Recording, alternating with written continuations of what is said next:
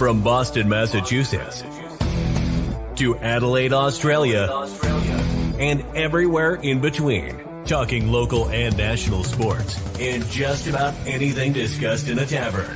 Broadcasting from South Lyon, Michigan.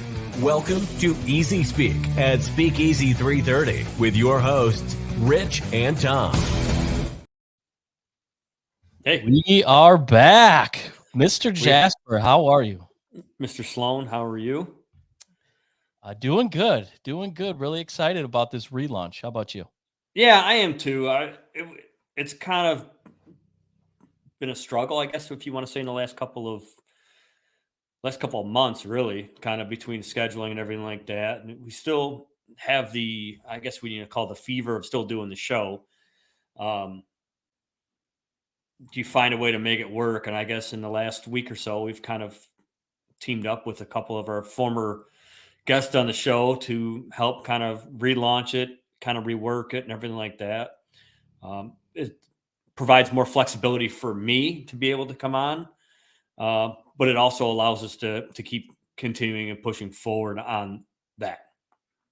Yeah, that's true. Your baseball schedule, has been one of the reasons why we haven't been able to go consistently. So this way, we'll have that option to keep the Easyspeak name going. I know a lot of people have been asking where it's been and will we come back. And so this is definitely a way to keep everybody on board and then give a different perspective of our new co-hosts that bring to the table. And we are excited to have them join us. That's for sure. Oh yeah, for sure. Definitely. And not only that, it's just kind of a wealth of knowledge when it comes to, but I think our strong suit coming forward or going forward, I'm going to say is going to be college football in, the great state of Michigan. Right. Oh yes. However, we're going to have somebody who's going to be here who likes the scarlet and gray more than the average bear, but you know what? It's going to be fun. It's definitely going to be fun.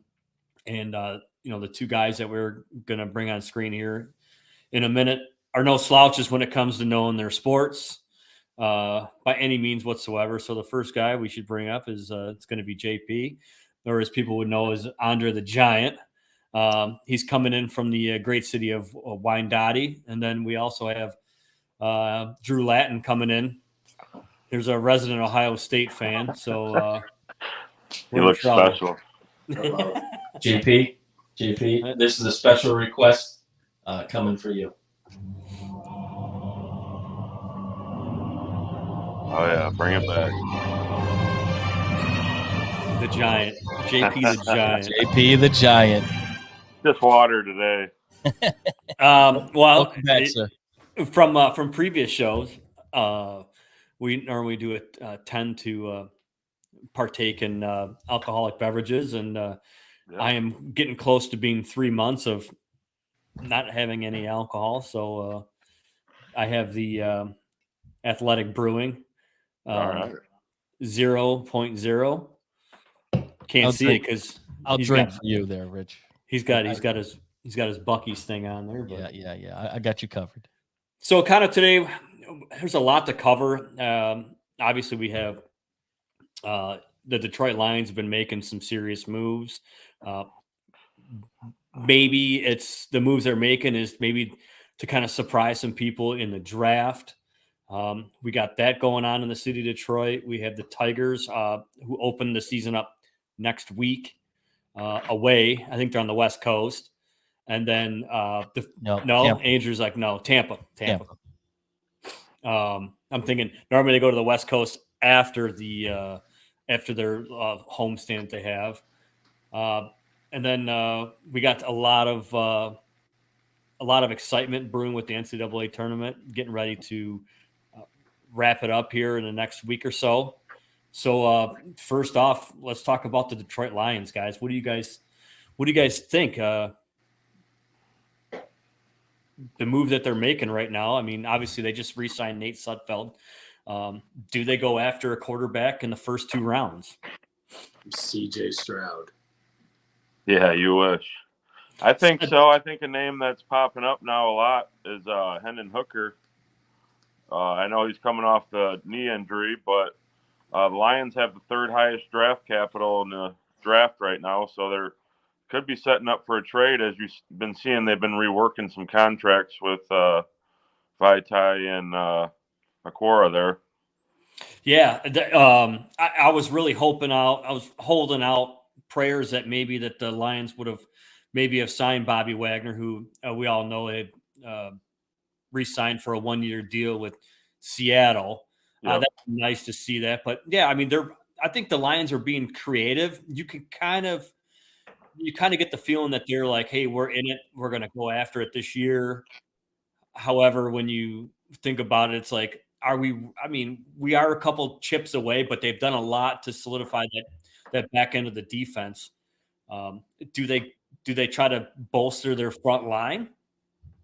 I think there's a few guys in there right now. If you ask me, I think Jalen Carter is obviously one. Kirby Smart has spoke to his character and said that he's a great teammate. Played through injuries last year. Calls him a generational talent. You got Tyree Wilson, obviously, who's a big guy. Tested second amongst defensive ends at the combine. I think he can he can set the edge, play the run, and get after the passer. And then the one that Dave Burkett released recently, the surprising one, was Pete Skoronski, who I think would be a good pickup for the Lions at guard there. And then you add Graham Glasgow, and you got the depth. You know what I mean? Because Vitae's injuries are well documented. Pete Skoronski was the second team All Big Ten as a true freshman, first team last year, All American guy. I think he would be a good solid pickup as well. Yeah, I'm hoping that the offense, I was, a couple of the guys I was hoping, Bobby Wagner, one of them, I was hoping Shark would have came back. Yeah. But, he obviously went to Carolina, which there's some familiarity there because Deuce Staley is there. So, right. And then Paul's asking about Carter's pro day. Yeah, he gained 9 pounds or something like that from the combine to pro day. Hey, the guy had to eat, man. I mean, what do you expect, right? When you're in court, I mean, I imagine he's probably stress eating a little bit. Yeah, stress eating a little bit. But when you pop in the tape, the guy's a bull. You know what I mean? He's running over offensive linemen. Yeah. So, Tom, what do you think about that? Can't hear you. Here we go again. There you go. So it's interesting to me that you look at game tape from Jalen Carter, and clearly he's probably the most disruptive pass rusher in college football. But then everyone really seems to focus on combines, pro days, and not everyone's cut out for that. I think there's specific players that when the lights are on, it's go time. And is Jalen Carter that type of player?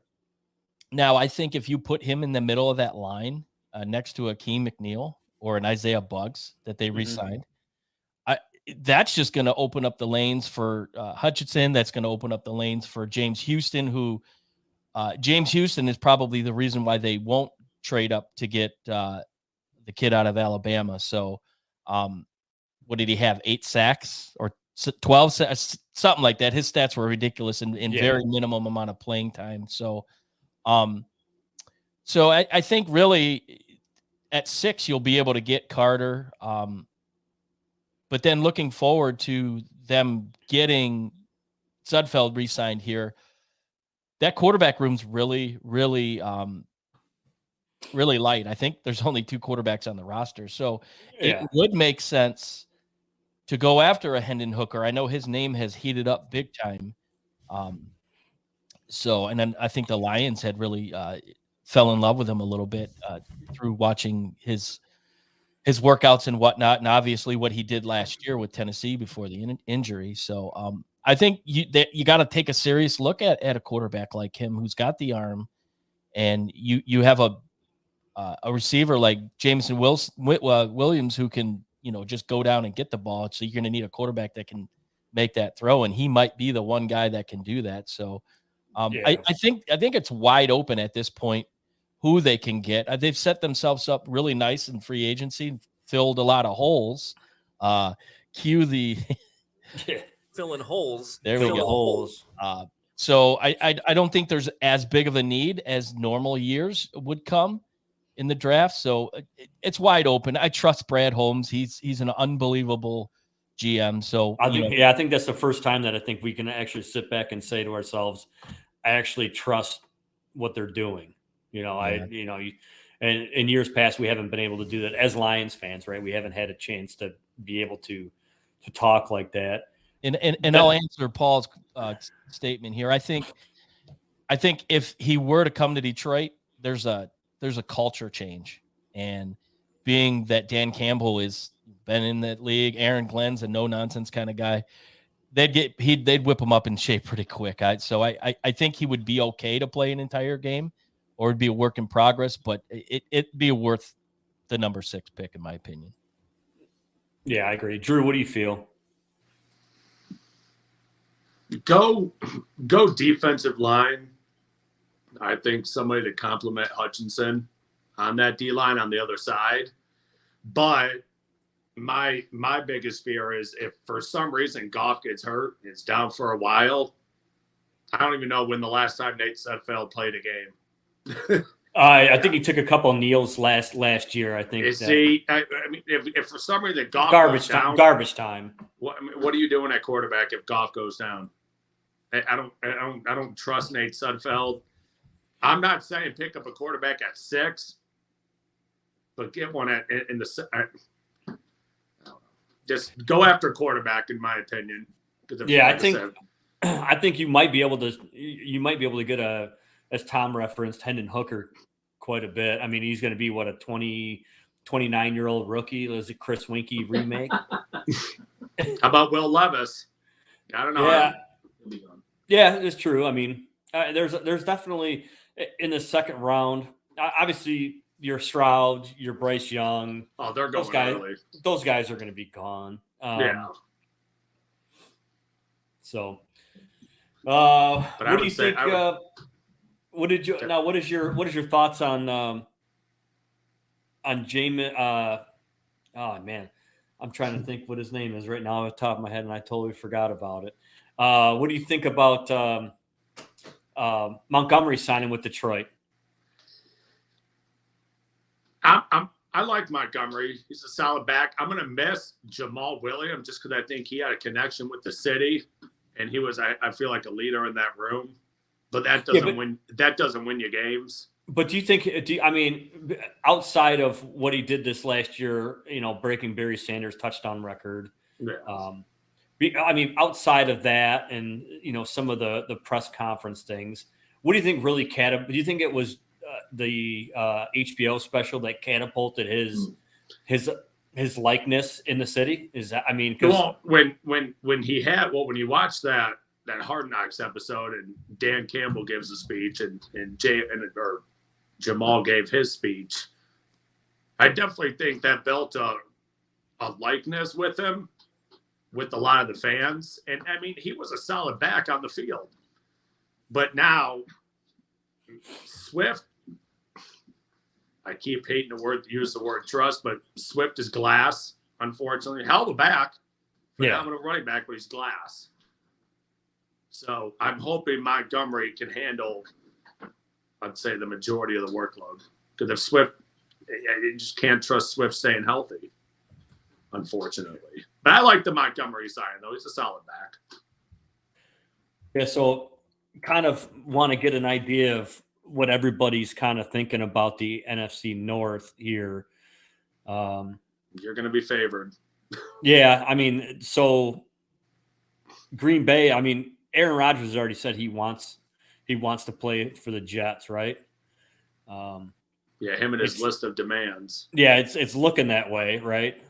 Who do you think? I mean, if you think about it, Chicago did a pretty good job of loading up on some talent, right? So I mean, Chicago loaded up, but you got to give Fields some help. Yeah, I mean, he can run, he's quick, but an NFL quarterback shouldn't be running that much. I mean, if they don't give him some help on the line, they're going to kill him. Yeah. So I think Chicago's still a year. I would say Detroit's biggest competition this year is going to be Minnesota. Yeah. Minus Adam Thielen, right? Yeah. But Minnesota had a good year last year. Green Bay, if Rodgers leaves, they're going to have an extremely down year. I think it's even though Jordan Love has been in the system for a little bit, I think it's going to be hard for him. I think it's going to be hard for him to really take over the leadership of that. But I've been wrong before, right? But what I'm excited to see with the Lions, and normally like at this point in the offseason, we're talking about, all right, we had a crappy season. Let's draft. Let's hope we have an all right season, this, that, and the other. But the Lions are going to have so many expectations. They're going to be favored to win the division, win ball games, get to the playoffs. It'll be interesting to see how they handle these expectations, because you've made moves. You had a great season last year. I mean, it's crazy to think, oh, God, hey, the Lions picked to win the division. Yeah. When's the last time anybody said that? Yeah, no shit.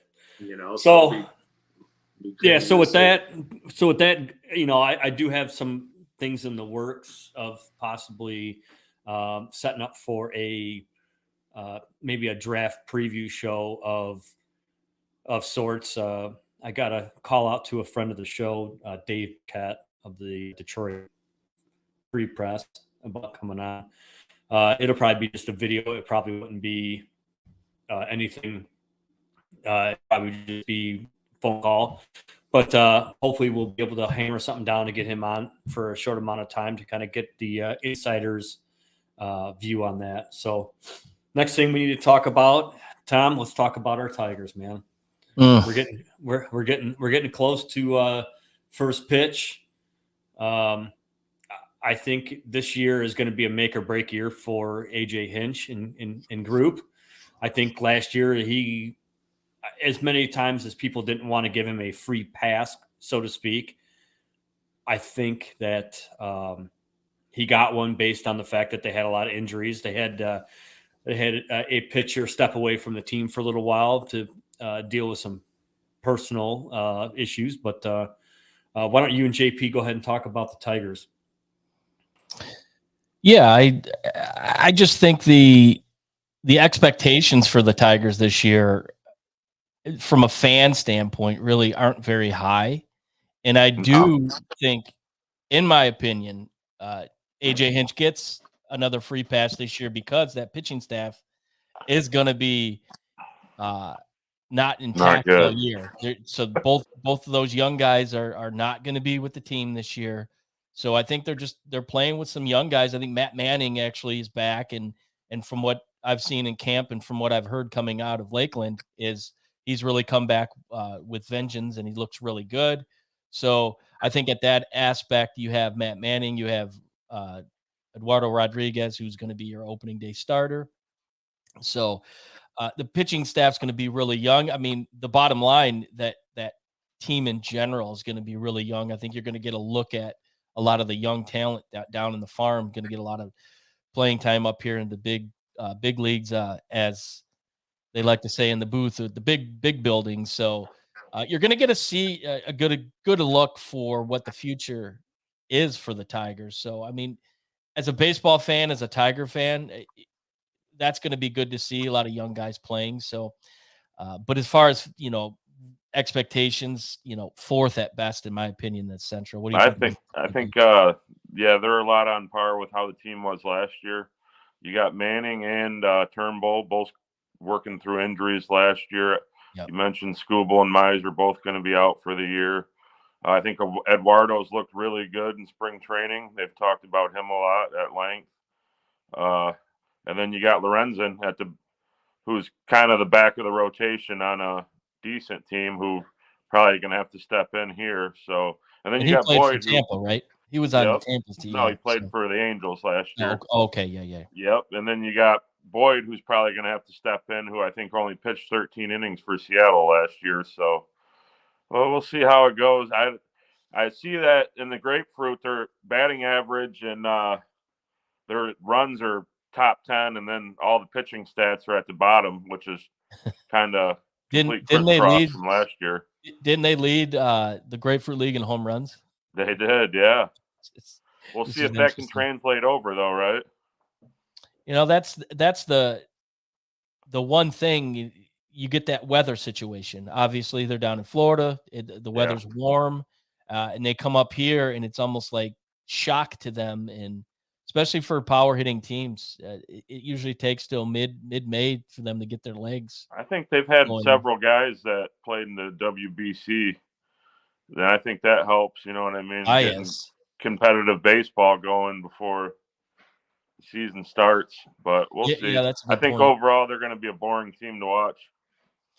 I mean, like I said earlier, it's going to be a team where you're going to be able to really see the development, and a lot of us fans that don't really get down to Toledo or see these young guys in the minors, they're going to be up playing big roles with this team. So you're going to get a look at what the future could be, in the fact that Kreidler. the fact that you're going to get a lot of at-bats in the big leagues now. So when those big boys, Mize and Struble, come back next year, that pitching staff should look really well.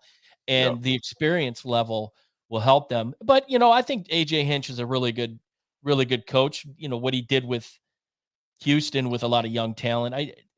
I think he's the guy moving forward to fix this team. So we'll see. I mean, I think you're looking at 2 to 3 years down the line before anything really comes to fruition. Yeah, I'm interested to see if Riley Green takes that next step to stardom this year, because obviously I think he's your best player. Yeah. And what can Austin Meadows do, and how long's Torkelson going to be up? And that's the thing. Where's Torkelson's head? And Austin Meadows dealt with a lot of issues, a lot of injury issues, and a lot of other issues that held him back. So I don't think that was a good, representation of Austin Meadows. I think he's a really good baseball player, and we'll see that as long as he's healthy. Torkelson definitely is the one that surprises me. And there was a lot of hype, and every level he played at, he proved himself. And is it a situation where he may have been overhyped coming in last year, opening day roster, the future, the face of this organization, and he just couldn't meet the task? So he's looked good in spring training, but will that transfer over? That is the big question. Yeah, I don't think the word overhype can come with anybody who's a first pick in the draft. You compare him to Bobby Witt Jr. for the Kansas City Royals, same age, you know what I mean? And obviously 2 completely different players. Yeah. I like to use that one. Yeah, that's true. And I think a lot of Torkelson's struggles early on were he didn't have Riley Green up with him. Green didn't start the season last year. He had a broken toe. And I think they came up together. So that comfort level, which, I mean, you're in professional ball, you shouldn't have to rely on somebody else. But when you've come up together in the same organization, basically you've come up at each level at the same time. There's that consistency. So not having that, security blanket, we'll say. That butt buddy. Yeah. Well, maybe. You never know. Maybe that played with him. So pardon the pun. But so we'll see. They're both healthy. They're both healthy starting opening day. And I'm excited to see, will they or won't they break the major league record? Like, what was it? 04 they broke the record. 05. Yeah. I think that record is in danger. That's my opinion. I think they can be. Like I said, it's not going to get much worse than it did last year. I think they'll be on par with that. But we'll see. You know what I mean? Like you said, you got your 2 aces out for the year. And there's really no stars on this team. Baez had an off year last year. Can he rebound? And there's a lot of questions. Yeah. I mean, it'll be fun moving forward to see. Yeah. What AJ can do with this team, and how much of this team will be intact come to the end of the season if they'll be traded away or whatever. But hey, I'm ready for $7 hot dogs and $10 beers, man. Parking at Harry's for free, walking over and just pay $5 and end up behind the plate. So it's good times. Yeah. So since we're all 3 up here right now, so one of the big questions is obviously it has already been announced that this is going to be, Miggy's final hoorah. Do you think by him just sticking around one more year like he is, kind of doing like his if you want to call it his farewell tour, right? Mm-hmm. Do you think that's going to hurt his reputation at all as a ball player? Do you think people are be like, all right, so you probably should have retired 2 years ago or 3 years ago when you were at the top of your game, right? Now you're kind of like, I'm going to go on this final tour. We're all old enough here to remember how good he was, and you know what I mean, how great he's been for this organization. It's just like any player in any sport, you know what I mean? They got their final hoorah and their final farewell tour. He knows it's over, but I mean, who wouldn't want to stick around and do their final tour for $30 million a year? You know what I mean? Yeah, no, I'll take $30 million for one more year of work. Yeah. I mean, he's not going to be an everyday player, you know. No. You know, but that's the thing is like, I don't think it's going to hurt it. A lot of people are saying, well, it might diminish his, his reputation. Maybe he's just kind of sticking around, holding out. I think personally, like kind of like what you said, JP. I mean, we've watched him grow up in the major leagues. I mean, if you think about it, he's probably only, how old is he? He's like 39, 40 years old. Yeah, he's only 4 years younger than I am, you know, and I remember when he broke in with the Marlins, right? Yeah. I remember the blockbuster trade during the spring talks or the winter meetings, Josh right? Beckett and Dontrell Willis teams, right? Yeah. Dontrell. Oh yeah. Dontrell Willis was part of the trade that brought him here. Yeah. And then that guy was he was a good pitcher for a while, but he's a disaster head case. But he had a hell of a delivery. Yeah, he had a hell of a pitching rotation. Delivery. Yeah, the high leg kick. I mean, but I think it's going to be good. It's good for baseball. I mean, if you think about it, he is probably genuinely probably one of the most liked players in the league right now. It kind of ranks up there with Albert Pujols. Everybody liked Albert Pujols. He was just he's still a big kid is what he is, and I think that is a reflection of the way the game is supposed to be, right? It's supposed to be fun, lighthearted. So I think he does a really good job of showcasing that part of the game of baseball. This won't hurt his reputation. He's already in the Hall of Fame. He's pretty much wrapped up, or he's pretty much already solidified. Well, he should be. I feel like he's already solidified everything he wants to solidify. Go out there, hit a couple more home runs. Well, he should be able to. He should be able to hit a couple more home runs to center field. Then they move the fences in. Yeah, and they lowered the walls too. Yeah, it was like 410 or something like that. They brought it in center field. Yeah, so 10 foot more in. If you think about it, some of those foul balls some of those warning track balls hit the center field. Those are going to be surefire home runs now. I mean, he'll be a first ballot Hall of Famer. Didn't they put his name on the wall in left center there already? Yeah. It'll go up there. Did they? It'll go up there. Oh, it will be. Yeah. Yeah. For sure. The only thing I'm kind of, I say one of the things where it's kind of like you wish he would have won a championship here, right? We had the opportunities to do it, just couldn't get it done, right? We had two chances to do it. This team's hot garbage, man. We'll remember him from the early 2000s teams that made the playoff runs and the World Series runs. Yeah. And you think about it, in 06, when they made the run in 06 and they got swept out by the Cardinals, he wasn't even on the team, So, so it'll be interesting to see it. Hopefully, I know you've talked about it. I think we've talked collectively as a group about getting down there to catch one of his games, final games, stuff like that. So we'll definitely have to do that. So now on to the big stuff here. What an absolute madness of March it has been. Yes. What an absolute madness of March it has been. Wow.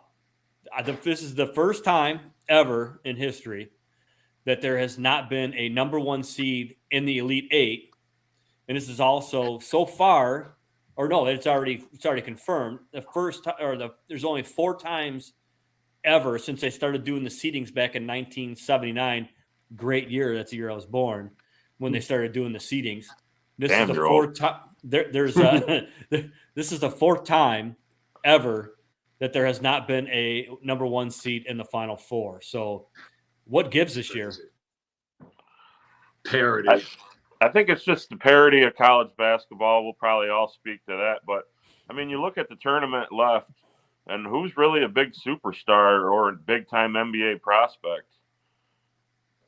Nobody. I mean, I'm sure there is, but they're not like household names You like look Zach at Edey. a team like Florida Atlantic, who rotates about 9 guys, and I think their highest scorer is 13 points a game, and they're a little bit more of an experienced team. I think those are the teams now that are making a run into the tournament. These one-and-done teams just don't seem to work anymore. You don't got Kentucky. You don't got Duke. You know what I mean? You don't have Kansas is out. So I think it's these experienced teams now that are putting the runs together. And you look at too the teams that are left. I mean, these guys are seniors, they're juniors. They've been together for a while. So they develop that camaraderie. They develop that sense of team. Whereas these one and done schools, they're only there just because they have to.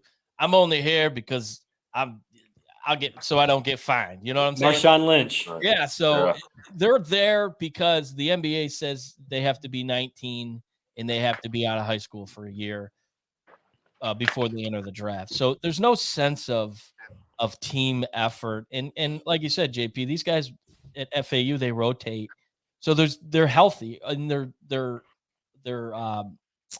not gassed come the championship last 5 minutes of a game. So they're ready to go. And then on top of that, they're getting the experience, and then there's fouls to give. So you have fresh legs, which I think that really has been their mantra. They can run, and they got that big Russian golden in the middle. So these teams are and they're well coached. These guys that come out of nowhere and like Fairleigh Dickinson's coach, who's no longer at Fairleigh Dickinson, he's now at Iona, but FAU's coach. I don't believe he'll be at FAU come next year. He's going to get a big time job. And but there's just such good young coaching, and you got to know how to coach these certain types of players that you have. So I mean, it goes to show, and the teams remaining fit that mold. Yeah, let's go around the table here. So, JP, what do you think is the biggest surprise so far that you've seen when it comes to the tournament? I'll say FAU. Obviously, we touched on them, but UConn as well, man. They're lighting it on fire. I think right now they're my favorite to win it. Just the way that they move the ball, you know what I mean? There's plenty of guys getting involved. They're obviously locking teams down on defense. You see what they did to Gonzaga last night. And I got to say, like I said, FAU, but I think UConn came out of nowhere, man, and they look like a storm right now. Yeah, it looks like they shot out of a cannon last night. It was crazy. Drew, what do you think? What do you think the biggest surprise is so far?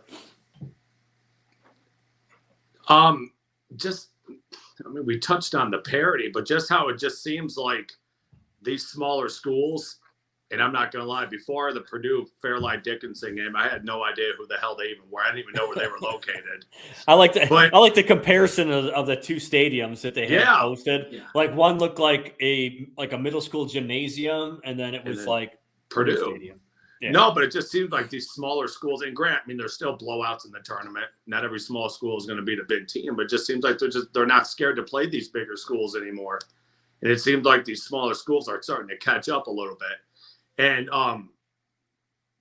you guys, the one and dones, and Calipari's a hell of a coach. But I use Kentucky as an example. You go to Kentucky and it's a revolving door. Players come in, they leave. They come in. You can't build a program like that. You know. No, I agree. I mean, there was a player at Ohio State, Bryce Sensabaugh. He was their star freshman. Decided this week he's going to the draft with the option to return. So he's not hiring an agent then. Yeah, but I've always said basketball should be 2 years. I mean, it's a different kind of game going from playing against kids to men. But I'll just say just how close a lot of these smaller schools are getting. FAU, great team, but like JP, I like UConn right now. If they played like they did last night, yeah, they'll win it all. No one's beating them. Or maybe Miami. Yeah. Miami looks all right too, but I'm going with UConn. I think this UConn team is better than when they had Kemba Walker. Yeah.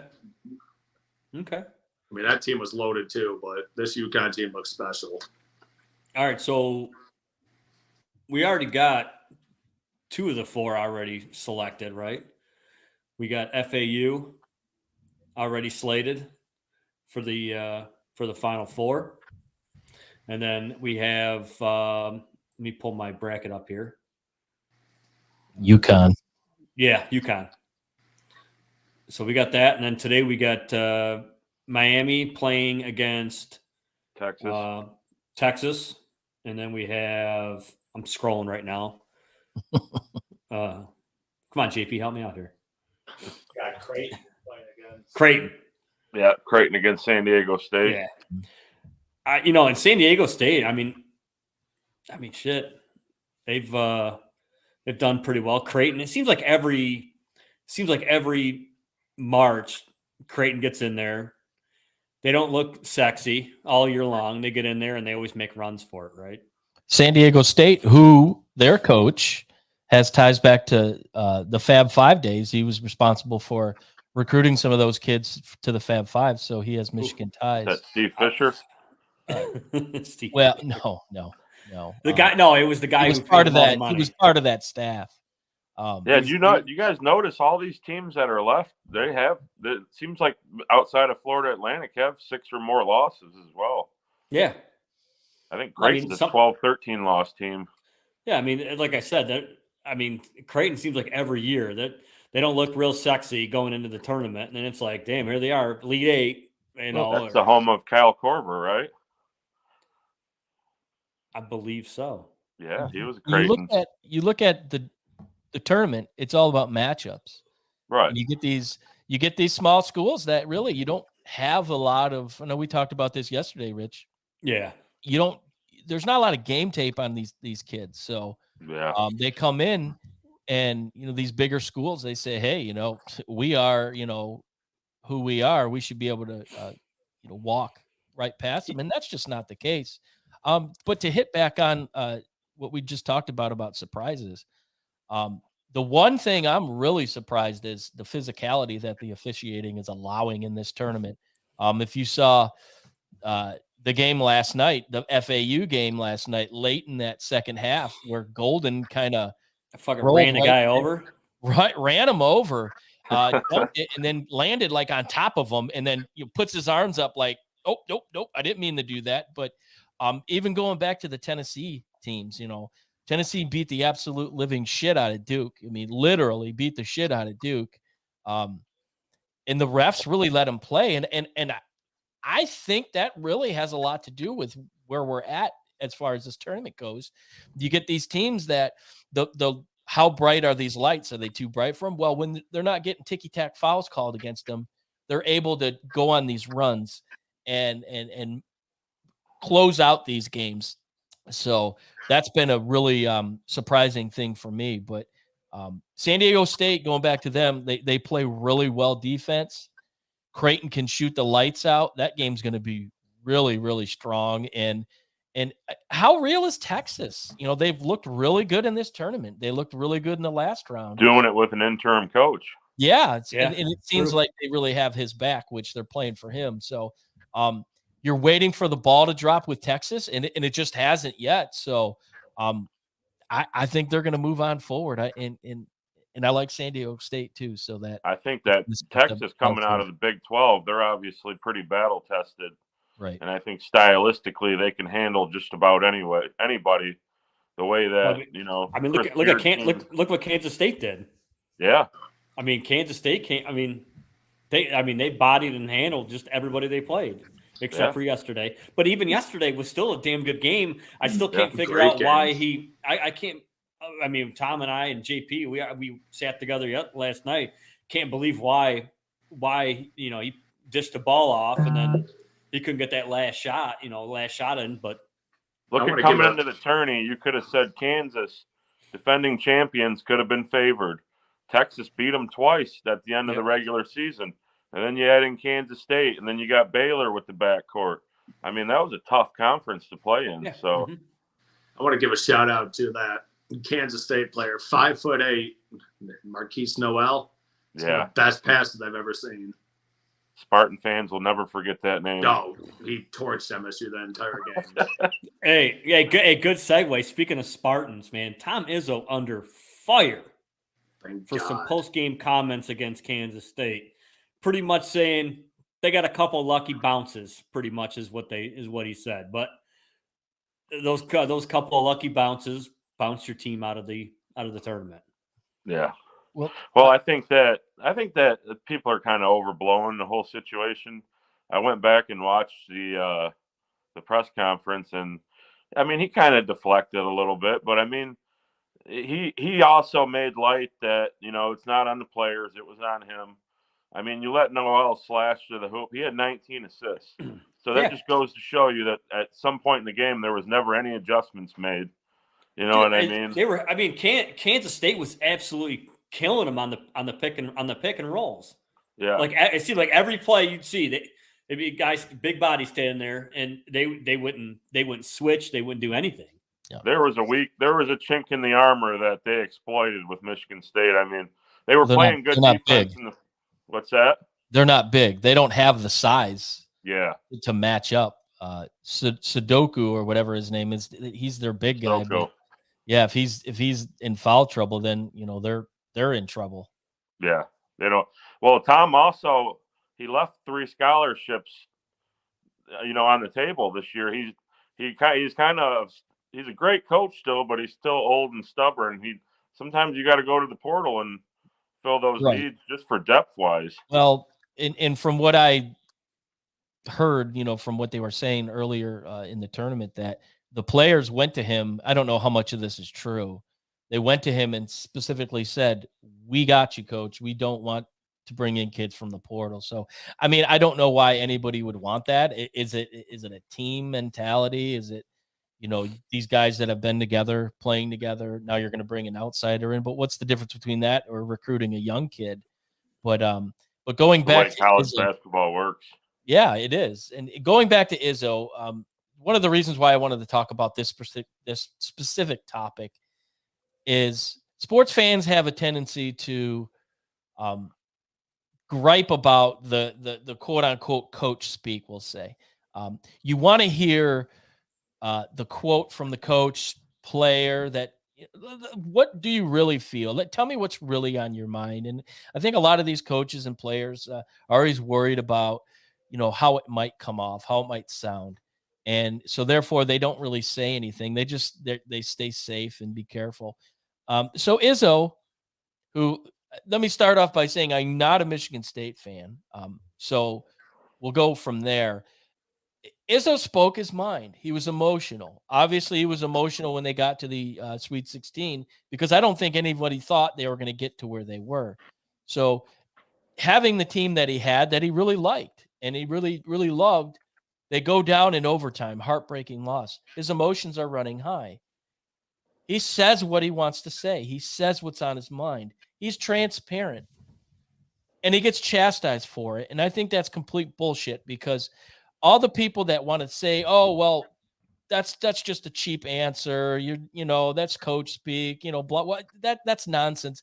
The guy comes out and he's honest. Like, the guy's on one leg, he's falling over, and he throws up a shot at the expiration of the shot clock, and it goes in. That's lucky. Let's call it what it is. It was lucky. And he gets another lucky shot. 6 points that they were gifted. It's an emotional moment for him to be interviewed right. I mean, it was right after the game was over. So he's going to say really what's on his mind, and I commend him for it. I mean, like I said, I'm not a Michigan State fan, so I'm not going to give kudos to that, but I will give kudos to the fact that he wasn't afraid to say what he needed to say. And I think more coaches, more players need to be genuine as far as that goes. I'm going to get off my soapbox. Wow. Wow. Say it one more time. You're not a Spartan fan. Not a Spartan fan. No, not. I was when I was a little boy, but I got smart, as I got older. Yeah. Well, that's little boy things. Yeah, to kind of go, to kind of, I mean, normally as fans, we normally hear the cliche or the normal post game thing. Well, they played hard, we played hard, and everything like that. And I'm the only reason why Tom Izzo is allowed to speak his mind the way he does and be transparent like that is because it's Tom Izzo, right? Would he get chastised? So if that was, say, Coach K said something like that, do you think Coach K would get chastised for it? Absolutely not. No. Absolutely not. And the reason why is Coach K has a lot more accomplishments behind his name in his program than Tom Izzo does. Behind it all, it's Tom.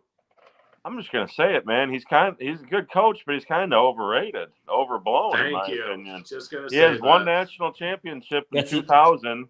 That's exactly what I was going to tell. You know what I mean? I don't disagree with you. I don't. I think the media is starting to put a little heat on him, and you know what I mean? Well, what's the most famous saying this time of year? Was it January, February, Izzo? Yeah. Like MSU and Izzo, they're the Gonzaga of the Big Ten. Yeah. I'm sick and tired of hearing, MSU. MSU come March. Dude, you won a national title 23 years ago. Yeah. I mean, made it out done of a lot weekend in the tournament, twice in 7 years.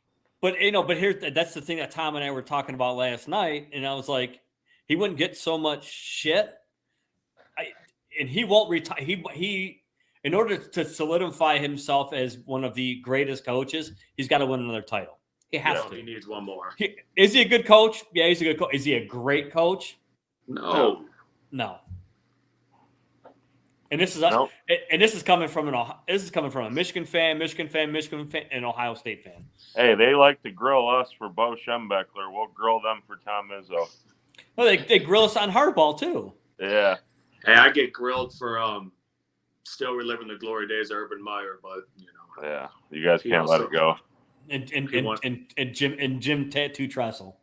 All right, so since we're still talking about basketball, it's come out that Jet Howard is declaring for the draft. What the hell does that say about Dad's program? I don't think it's much surprise here. He's a good player. He can shoot. He needs to improve his defense. I think he was already a projected lottery pick before he showed up to Michigan.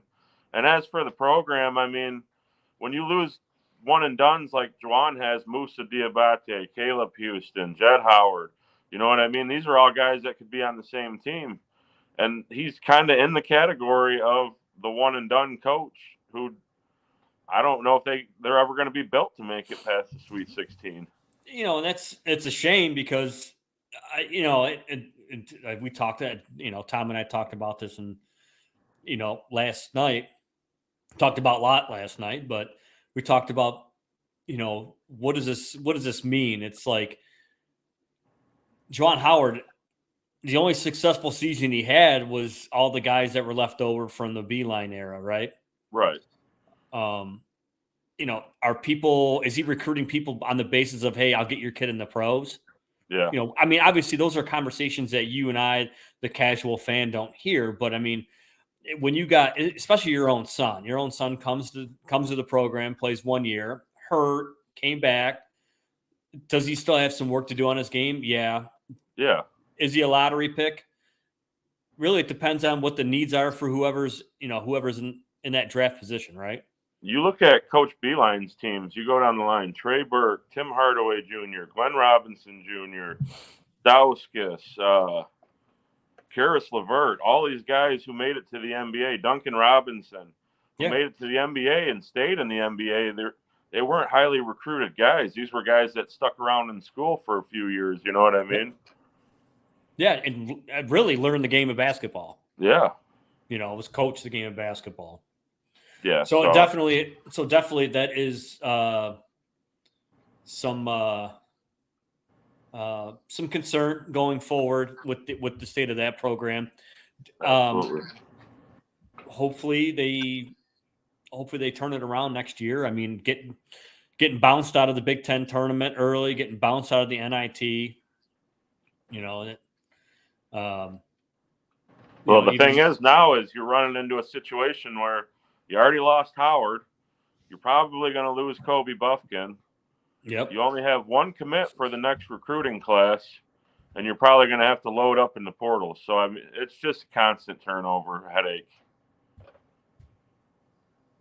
Now, is that a coaching? Is that players not wanting to come and buy into his coaching schemes, or what would you suggest? Why you said there's only one commit coming in next year, and the last 3 years, Michigan's kind of been the top 20 as far as recruiting goes. But I do agree with you as far as they're falling into that one and done category where they're going after the big names, the 5-star kids, and who are there just because they have to be. Maybe not necessarily going after the kids like Beeline did that fit his system, that were guys that you could depend on and build from. But I think Juwan's number one class in the country had Musa, Caleb, Isaiah Barnes, who's now transferred, who hasn't done anything. Frankie Collins, who's transferred to Arizona State. You know what I mean? So you lose all these guys. You're counting on those guys to build your team, and they lost Musa and Caleb and Frankie all after the first year, and now Isaiah Barnes has done nothing. So it's a reset. I hate the transfer portal. Yeah, so do I. So do I. All right. So, new topic, or I shouldn't say new topic, but new segment of the show. Picks. Ain't my money, not my problem. That's right. Our new pick'em is ain't my money, ain't my problem. So, Tom, go ahead and start us up. All right. So, my first pick in the ain't my money, not my problem, which, by the way, we will have some new graphics and audio for the transition to this segment in the near future. So look forward to that. I'm going to go today. San Diego State, they are a 2.5-point underdog. So I'm going to take the Aztecs plus 2.5, and I'm going to take the money line. So I think they're going to move on to the Final Four. So give me the San Diego State Aztecs money line plus 2.5. Ain't my money, not my problem. Good one. All right, JP, what you got? Well, you took mine, so I'm going to piggyback off that. I got San Diego State money line. It was plus 112 yesterday. I haven't seen the line what it is today, but plus 125. I think you look at San Diego State, experienced team, bigger team, top 25 in the country in defense and rebounds. I think they have a little bit deeper team than Creighton. Creighton, like we said, is a 12-loss team. I think San Diego State's riding high coming off that win against Alabama, who probably was the most talented team left in the tournament NBA player-wise. So, yeah, I like the Aztecs, and I'm kind of surprised that they're an underdog in this game. Yeah, me too. Drew, what you got? Honestly enough, I want to, but I've been told I shouldn't. I've never ventured into the world of sports betting yet. Yeah. Ooh. So But that's your picking? no, I mean, I've been told. Hey, Ohio State's out, so yeah. No, but I'll give Ohio State wrestling. Hey, Ohio State hockey plays today at 4:00. There you go.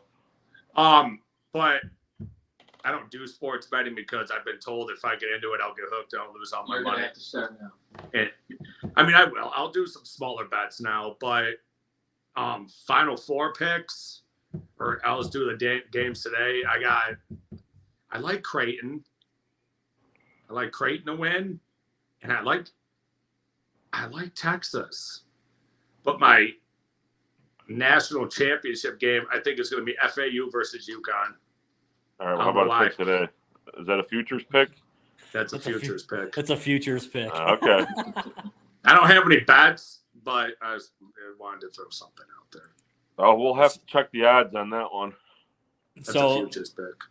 So going with the I'm going to go with the underdogs as well. I'm going to take Miami over Texas. Okay. I'm going to take the money line. Money line's plus 152. I think. Okay. Yeah, and they're plus 3.5. So I think Miami's going to do it. Just because I don't like Texas. Could be a lot of off. I don't like anything about Texas. Yeah. Okay. So just that's good enough. The state of Texas. I mean, didn't research it too much, but I have it up here on the screen of who I got picked. I stayed away from the Creighton San Diego State because I figured me going last, you guys were probably going to piggyback and beat the hell out of that one. And for a futures pick, I think UConn is going to win. Who they play, no idea. Pay that man his money. Yeah. Well, you guys got any last words or last remarks before we wrap it up for the day? Yeah, I think it was nice to be back doing it again. I think this is something that we all enjoy. We're not experts, but we're knowledgeable, and maybe next show I'll have a beer next to me and get back into rare form a little bit. Oh, okay. We'll have to work on something to do a live one where we're all together. Yeah. Yeah, it's definitely like JP said. It's fun to get together. It's fun to talk about expectations and the fact of the matter is we have a lot to say.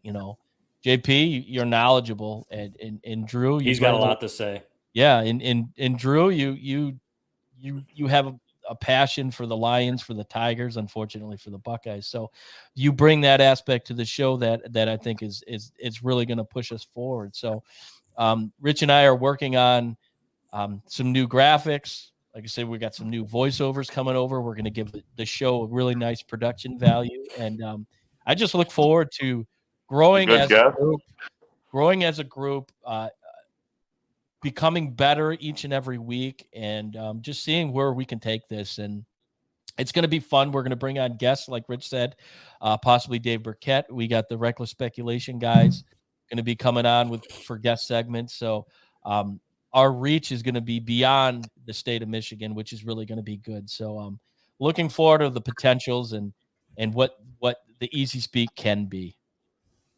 Drew, are you going to do the casting couch all season? No, I'll be oh one man, time deal today. No, I'll be in my Ohio State room. Oh god, 95% of the time. So you know who else went? You know who went to Ohio State, right? Oh, Jeffrey Dahmer. Jeffrey Dahmer. Well, you can't win them all. No. He should have just went to Ohio. Probably would have had more fun. Cool. All right, Tommy, take us out. All right, we'll see you guys next week. Over and out. Thank you for listening to another episode of Easyspeak at Speakeasy 330. You can find us on Facebook, Twitter, and YouTube. You can also catch us on Apple Podcasts, Spotify, or wherever you get your podcasts. We look forward to catching you right back here next week for another fun-filled episode of Easyspeak at Speakeasy 330. Cheers.